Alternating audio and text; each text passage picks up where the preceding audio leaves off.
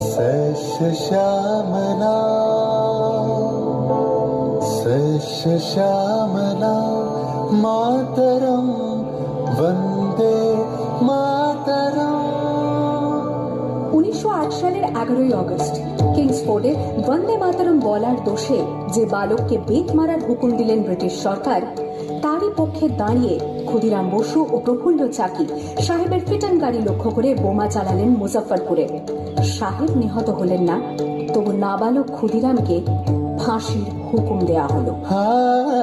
জননী কুলহ তুলে পক্ষে শান্তনবাস দেহ তুলে চোখে কাঁদিছে তব চরণ তলে 30 কোটি নরনারী।